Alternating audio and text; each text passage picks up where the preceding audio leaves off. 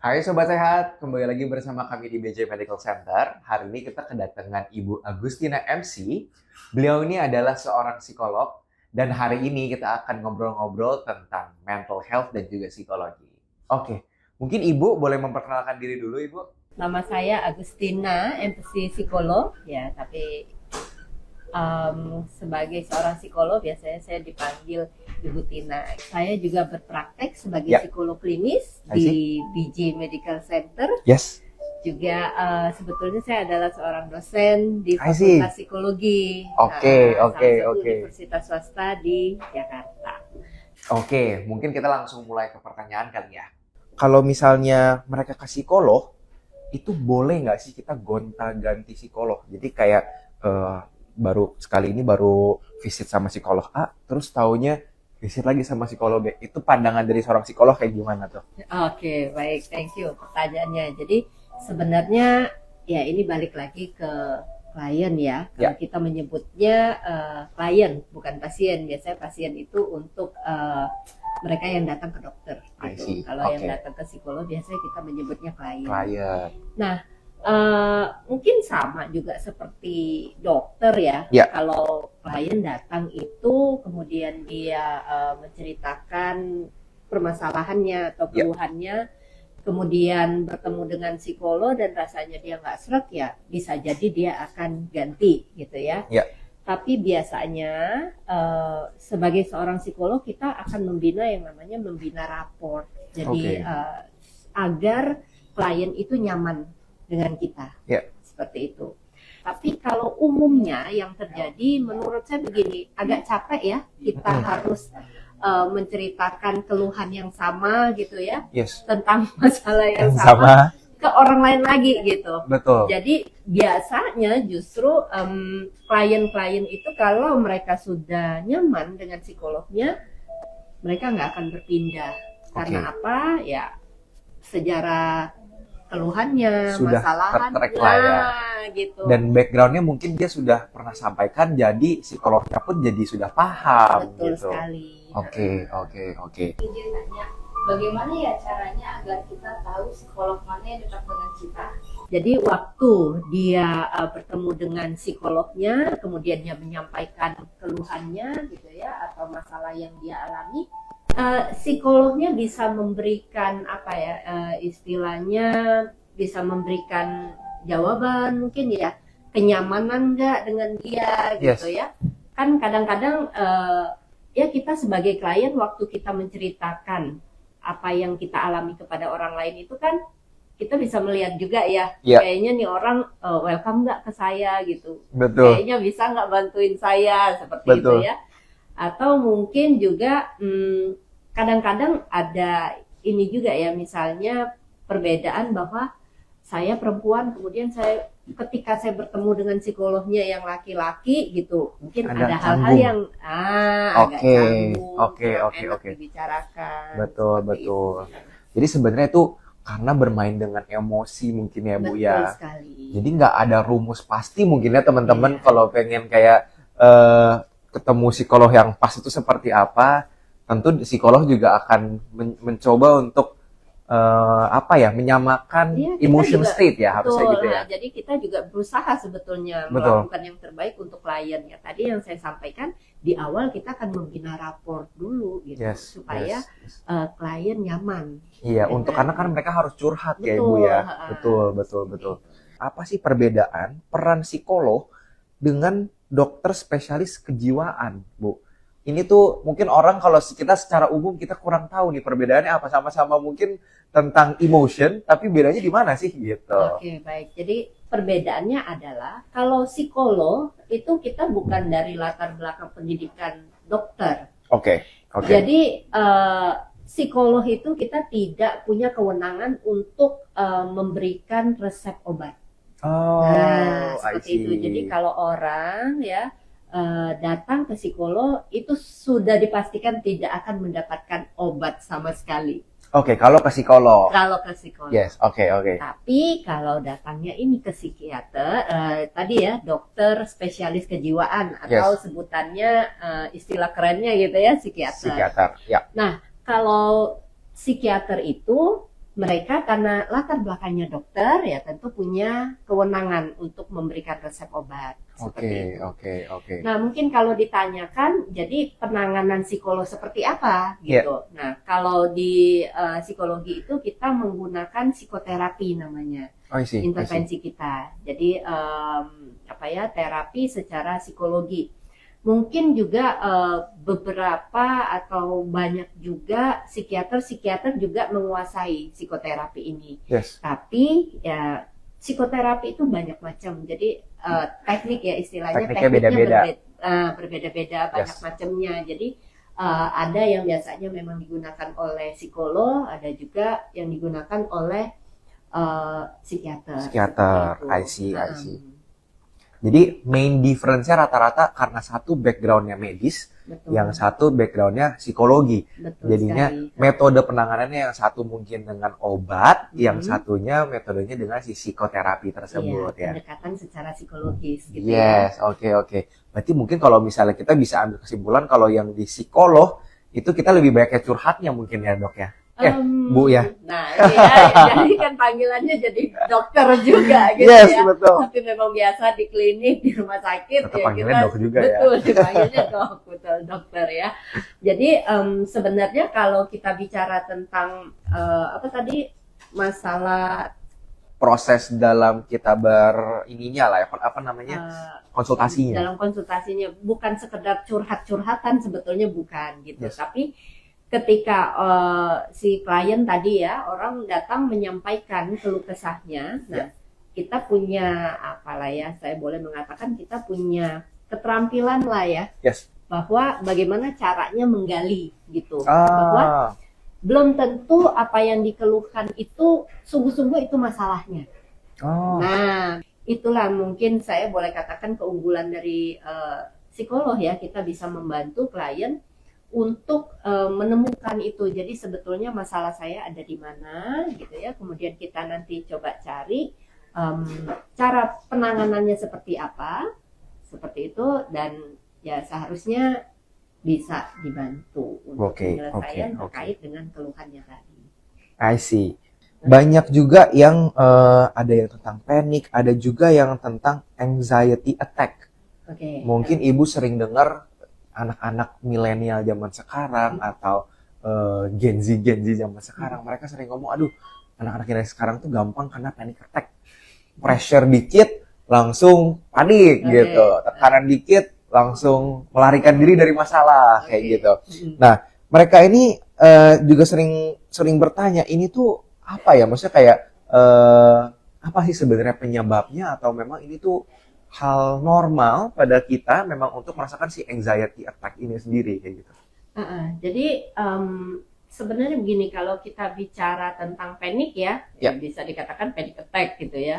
Anxiety itu kalau ya diartikan di dalam bahasa Indonesia kan cemas ya. Kalau dilihat sebetulnya gejalanya kurang lebih sama. Orang panik itu kan, kalau panik itu mungkin yang bisa kita lihat tuh napasnya jadi pendek. Ya kan? Jadi kayak gitu ya. Tapi kalau misalnya orang cemas, kelihatannya biasanya dari gesturnya. Apa dia mulai meremas-remas tangannya gitu ya. Atau garuk-garuk kepala gitu ya. Mungkin kita lihat ya secara fisik ya. Yang bisa kita observasi gitu kelihatan langsung.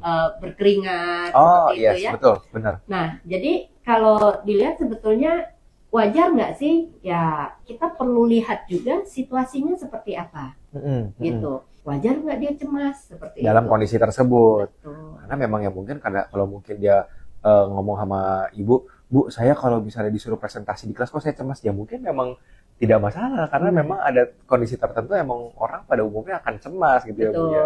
Nah, jadi kan sebetulnya kan bisa ya ini ditangani dengan terus berlatih gitu ya. Itu yang dinamakan psikoterapi tersebut. Nggak juga kita langsung katakan itu psikoterapi, tapi sebenarnya ini bisa menjadi salah satu alternatif penanganan gitu ya. Dengan berlatih terus gitu, karena tadi kalau harus presentasi nih gimana nih mata kuliah ini, presentasi gitu. Mau nggak mau dia harus berlatih berbicara di depan orang banyak istilahnya seperti itu. Tapi ini kalau misalnya sudah terus berlatih nih, tapi kok masih aja nih ya. Gelisah. Mungkin menjalar ke yang lain nih. Nggak usah cerita harus presentasi di depan kelas. Ternyata ketika dia kerja kelompok misalnya, mau menyampaikan pendapatnya kepada anggota kelompoknya, kok ini juga muncul cemas ya? Kok nggak bisa disampaikan? Betul. Ini bisa kita katakan bahwa suatu kondisinya sudah mulai tidak wajar. Iya. Gitu. Nah, mungkin inilah boleh kita katakan ya kondisi seperti ini bisa jadi orang ini sudah butuh bantuan nih dari secara. psikolog. Nah, gitu ya. I see. Oke, Bu, gimana caranya dengan tes IQ yang isi-isi jawaban dan gambar-gambar begitu bisa tahu IQ kita? Bagaimana sih cara menilainya? Oke, baik. Sebenarnya begini, kalau kita bicara tentang tes IQ, ya IQ itu kan intelligence quotient. Jadi menarik ya pertanyaannya dari apa ya maksudnya dari butir-butir pertanyaan itu, dari gambar-gambar itu gimana kok bisa tahu ya IQ orang bagaimana gitu. Sebenarnya kalau kita bicara tentang IQ itu adalah kapasitas intelektual seperti itu.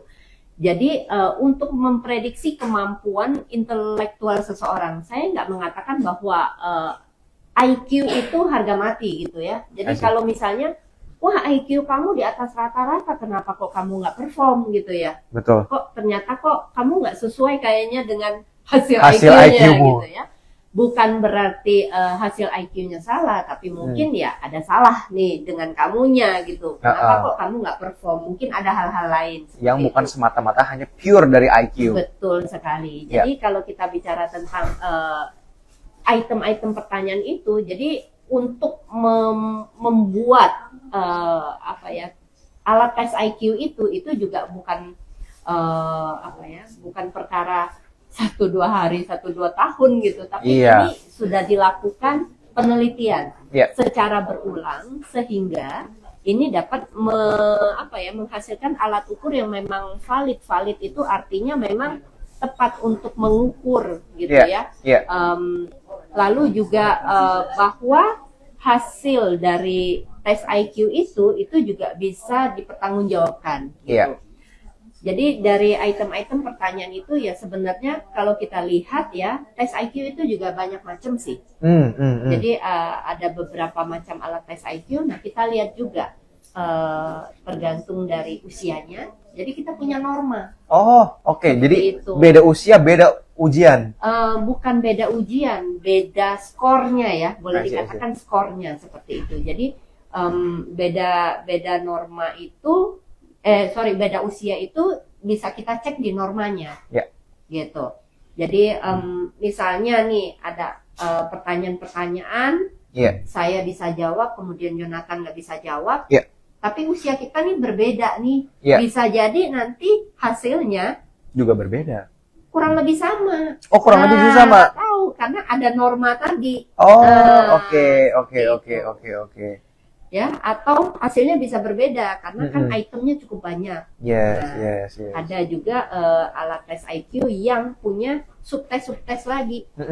Nah, jadi kalau dikatakan bagaimana dari gambar dari itu sudah diuji, bahkan juga ada revisi dari alat tes tersebut juga. Yang akhirnya juga mengembangkan lah ya. Betul, jadi dikembangkan gitu. I see.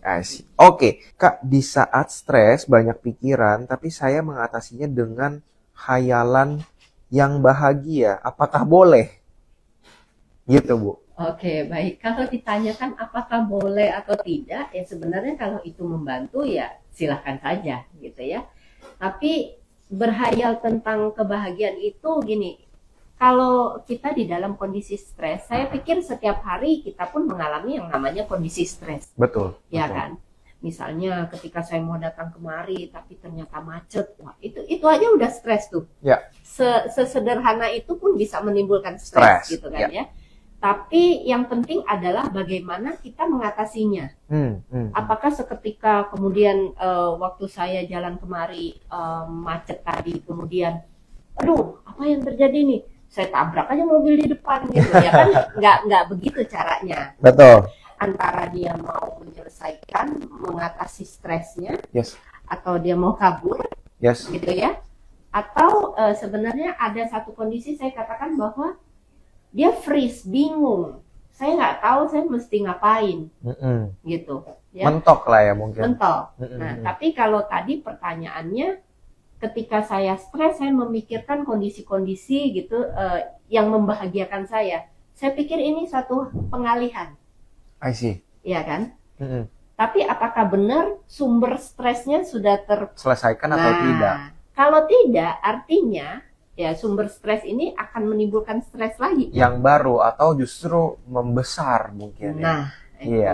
Nah, inilah kondisi-kondisi seperti inilah yang bisa kadang-kadang menimbulkan gangguan Psikologi lainnya. Tuh. Tidak ada secara, ini nggak ada salahnya sih mungkin ya. Tapi memang kita harus juga mencari titik masalahnya di mana dan diselesaikan. Betul sekali. Jadi mungkin kalau untuk penanganan awal tidak langsung diselesaikan, tapi kita coba menenangkan diri dengan metode tersebut, mungkin tidak salah gitu. Tidak ya, Bu, ya. salah, makanya saya bilang ketika itu bisa mengatasi stresnya, Ya. it's okay gitu. Berarti kalau pelarian seperti itu terus-menerus dan menjadi berlebihan bisa bahaya juga ya, Kak?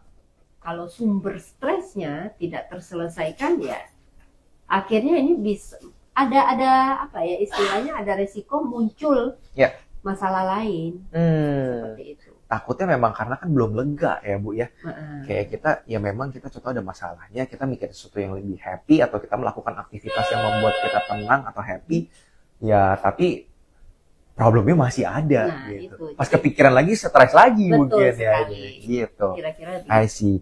Jadi mungkin nggak ada salahnya, tapi boleh di figure it out titik masalahnya di mana. Dan kalau misalnya dengan kakak brainstorming sendiri belum bisa, boleh consult langsung ke Ibu Tina di sini, bisa langsung datang juga sekalian curhat-curhat one on one, bisa langsung ngobrol secara langsung gitu.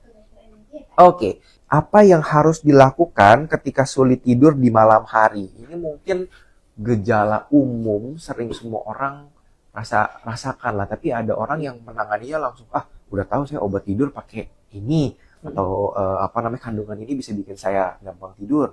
Nah itu sebenarnya kalau dari sudut pandang psikolog tuh kayak gimana nih? ya memang paling gampang kalau susah tidur makan obat supaya Langsung bisa tidur. gitu ya. Tapi ada juga loh orang yang sudah maksudnya konsumsi obat-obat tertentu yang Ya. biasa dia konsumsi itu Ya. sudah jadi nggak mempan lagi tuh.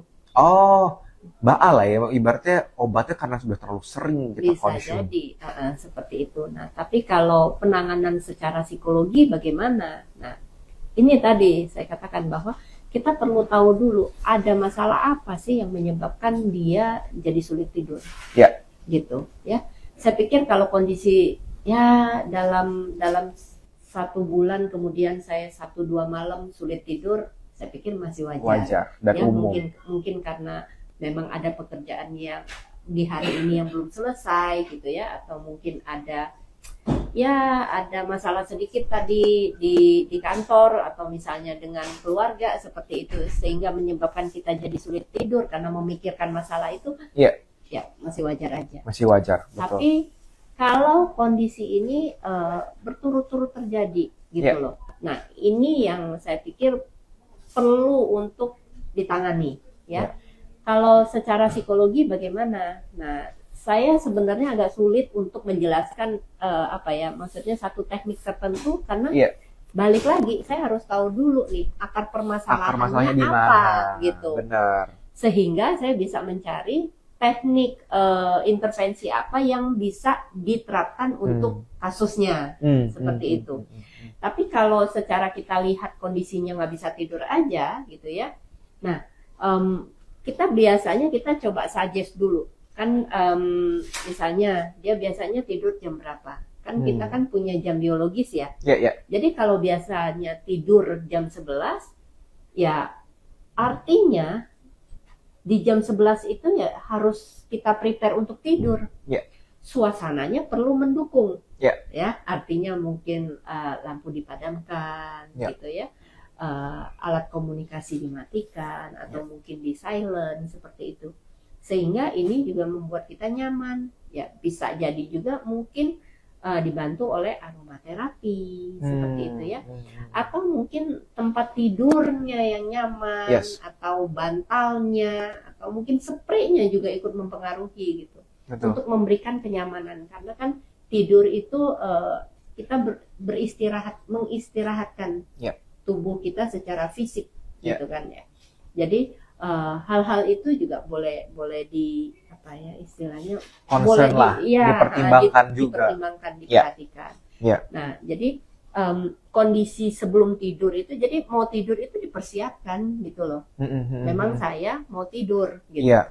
Nah, ketika sudah di tempat tidur, nah yang kadang-kadang terjadi gini, terganggu oleh alat komunikasi. Ya nggak sih? Iya benar. Sekarang kan yang menjadi kebiasaan orang-orang zaman sekarang sebelum tidur Main scroll HP. dulu, iya kan? Bener bu.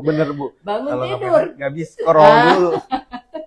Bener lagi. Jadi orang-orang udah karena habit ya. Betul. Jadi ini kan perlu situasinya, jadi ya boleh dikatakan di reset lah ya. Ya. Supaya ya memang ini kondisi untuk tidur Ya. gitu loh. Situasinya ya situasi mau tidur. Iya. Seperti itu. Mungkin kalau kita deep dive lagi tentang habit ini, kan kadang orang karena sudah menjadi habit yang dilakukan terus menerus repetitif, mungkin waktunya sudah tahunan, itu gimana ya cara membantu kita gitu? Kayak contoh kalau aku ngomong pribadi aku sebelum tidur biasanya anggap aku harus nonton YouTube dulu, karena kadang kalau sudah nonton YouTube ketiduran Oke. karena nonton gitu. Tapi memang kan jadi malam ya tidurnya dan lain-lain. Nah itu tuh kalau kita mau ngeriset kadang kita juga susah dok untuk yaudah matiin HP terus tidur, malah gelisah kayak rasanya malah susah tidur. Nah itu gimana tuh, mungkin kalau dari sudut pandang psikologi atau psikolog bantunya gimana? Apa kita harus buat habit baru dengan cara apa itu? Gini ya, tadi saya katakan bahwa sebenarnya manusia kita itu punya kemampuan untuk beradaptasi. Tapi ya kita juga bukan bunglon yang begitu saya ditaruh di tempat ini kemudian saya langsung berubah gitu. Yes. Dalam proses adaptasi itu butuh waktu. Yes, Nah, yes. kadang-kadang manusia itu kita nggak sabar, Oh. gitu loh. Inginnya instan. Ya. Saya udah mengikuti nih apa yang ibu katakan, disuruh begini, kok saya masih susah tidur ya? Nah, iya kan? Iya. Padahal ya itu tadi kebiasaan itu dibentuk kan sudah bertahun-tahun ya. Iya. Saya pikir nggak 1-2 hari kemudian langsung berubah. Nah, itu loh. Jadi ya perlu menyesuaikan dulu waktunya. Coba kita lihat dulu dari waktunya seperti apa, gitu ya. Lalu situasinya, kondisinya mendukung nggak untuk tidur, gitu. Iya kan?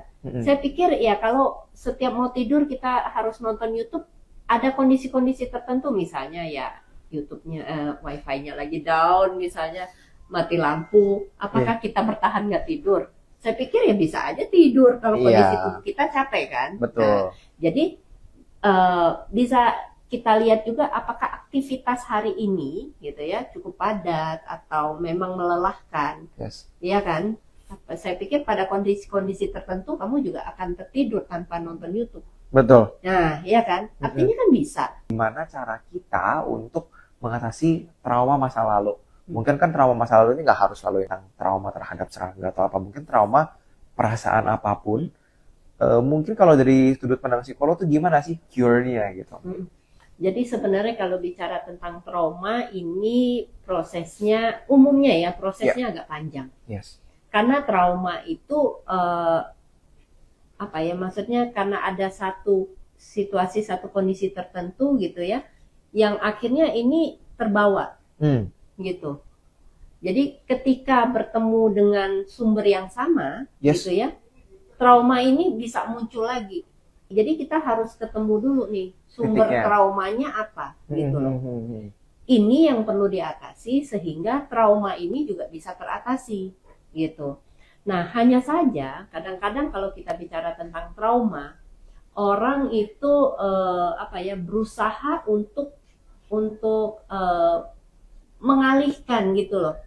Ya seolah-olah saya baik-baik saja gitu. Padahal ya sebenarnya ada trauma itu tadi. Yes. Gitu. Jadi trauma itu ya kondisinya itu kalau itu muncul ya itu memang akan menimbulkan apa ya?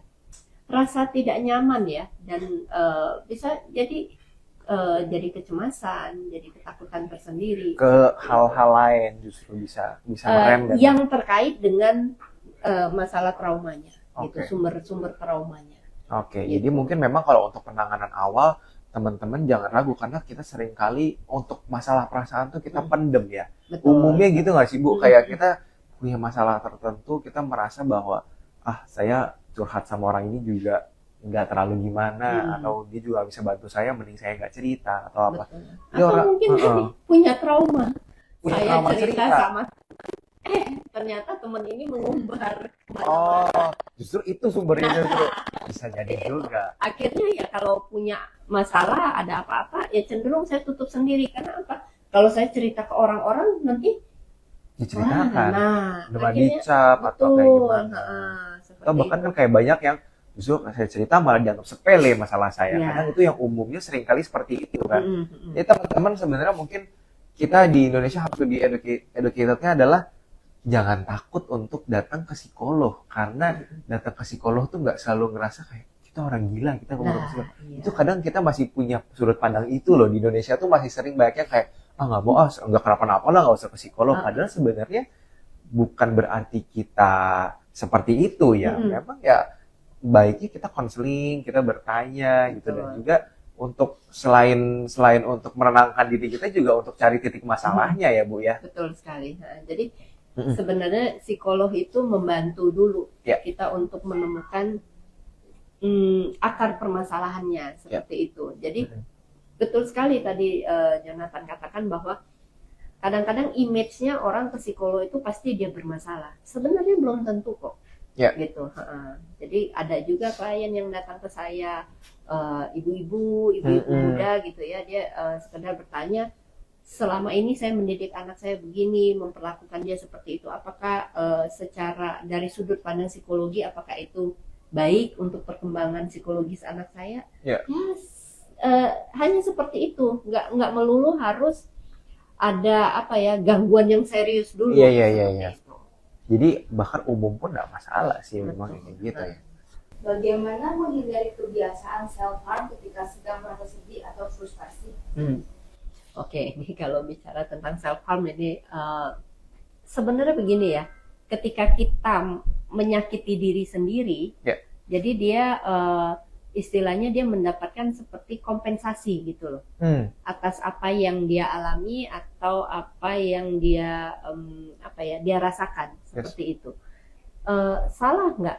Oh salah. Jadi self harm itu salah sebetulnya.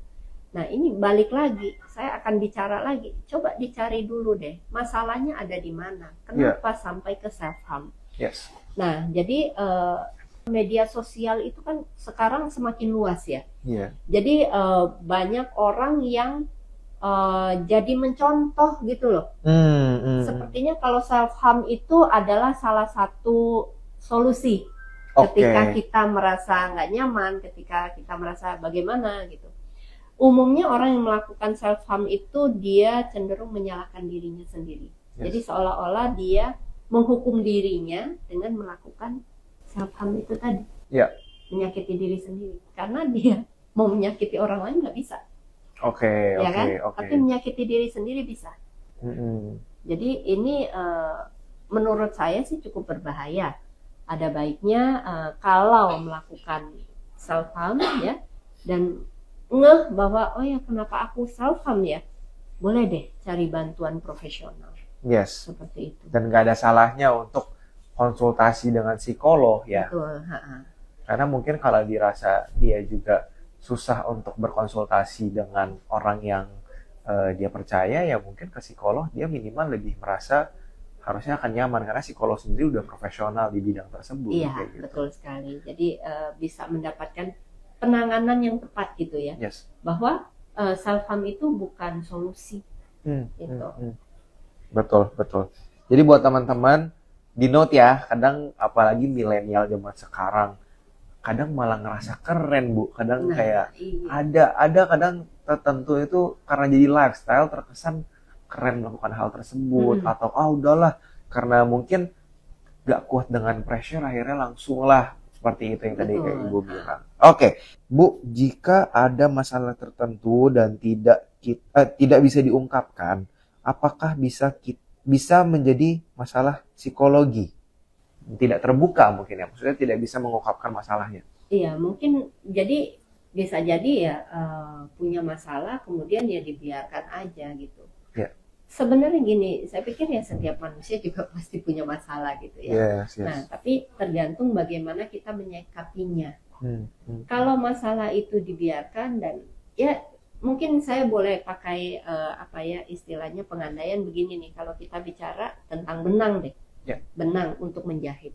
Kalau ada kusut di satu sisi tertentu, ya kalau ini tidak kita perbaiki gitu ya, Yes. waktu kita mau menggunakan benang ini ya akan ketemu lagi nih. Ya. Karena ini kan nggak digunting, nggak diberesin gitu ya, Iya, nggak dibetulin. Ya kalau waktu mau pakai ya ketemu lagi gitu. Si kusut itu. Nah, si kusut itu, jadi ya ini kan harus dibereskan dulu nih. Kusutnya ada di mana? Betul, Gitu. betul. Kalau enggak ya gimana ya? Namanya masalah ya setiap hari ditumpuk ya jadi akumulasi ya akan menjadi masalah yang lebih besar. Yes. Seperti itu. Dan yang lebih takutinnya lagi saat kita sudah semakin besar karena tidak sanggup membludak, malah kita melakukan hal-hal yang Tidak diinginkan. Oke. Jadi mungkin teman-teman kalau misalnya emang ada yang merasa susah untuk menyampaikan pendapat, boleh mencoba awalnya dengan konsultasi dengan psikolog. Karena psikolog memang profesionalnya pada bidang tersebut. Iya. Dan memang psikolog itu profesional, sudah pasti tidak akan menceritakan kasus pasiennya. Betul, kita punya kode etik sebetulnya. Yes, Jadi yes. Tidak seenaknya saya bisa menceritakan kasus yang saya tangani pada orang lain. Seperti itu. Karena memang itu sudah confidential dan memang sudah profesionalitas dari seorang psikolog sendiri, tidak akan menceritakan. Jadi teman-teman nggak perlu khawatir kalau untuk konsultasi dengan psikolog, nanti pengen coba untuk curhat, aduh nanti psikolognya jadi tahu masalahku, taunya disebarin gitu, atau taunya psikolognya kenal sama siapa nanti disampaikan. Nggak mungkin ya. Mungkin. Jadi teman-teman harus percaya bahwa psikolog ini memang profesional di bidang itu. Iya. Kayak gitu. Oke, thank you Ibu. Jadi tadi itu adalah pertanyaan terakhir buat session kali ini.